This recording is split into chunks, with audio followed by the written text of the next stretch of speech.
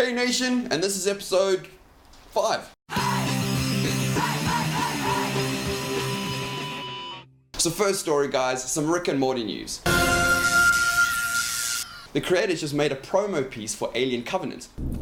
You know, maybe we should take off. Doesn't look like anything's going on here. No, Morty, no. Alien Covenant comes out on the 19th of May, if you're wondering, unless you're from Brazil, then it came out on the 11th of May, and probably a premiere before that. Concentrate, Colin. So if you guys haven't actually watched Rick and Morty yet, solve that. It's an amazing show. We couldn't recommend it more. If you enjoyed shows like Freakazoid and you like that adult skew to 2D animation, you will absolutely love Rick and Morty. It actually makes you think. It's so profound at the same time as entertaining. Of course, we'll put the links to the video down below. So on the topic of TV, James Aguma, CEO of the SABC, has just approached Parliament wanting to change the broadcasting rule. He wants everything that is a broadcasting device, or anyone who owns a broadcasting device, should be paying a TV license of sorts. Like, seriously, bro?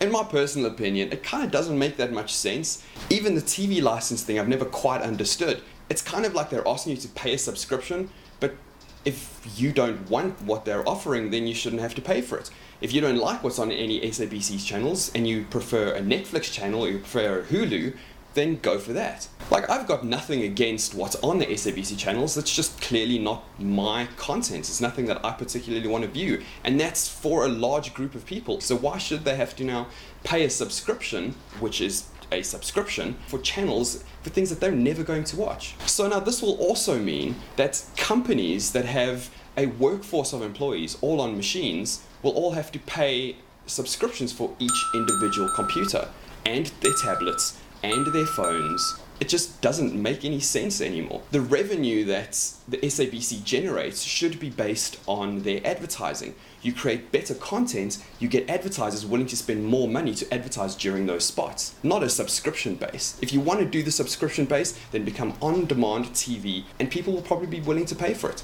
So on some local pride news, Trevor Noah has just recently won the MTV Movie and TV Award for Best Host. So this is quite an achievement considering he was up against people like Ellen DeGeneres and John Oliver, even Samantha Bee. Nice one, Trevs! If you're a fan of Trevor Noah's comedy, he's actually going to be here this August. At the moment it's only in Joburg, but we're holding thumbs that it's going to tour all over the country.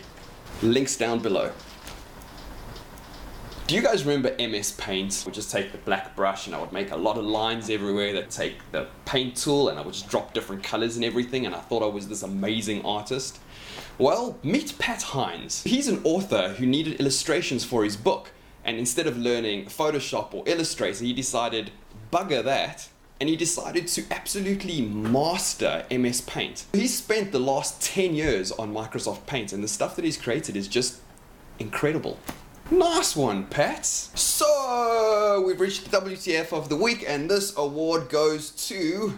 Do you know how this fire started? Yes, I do. It was because of my cousin. And I don't want to mention no names. Your cousin? Yes.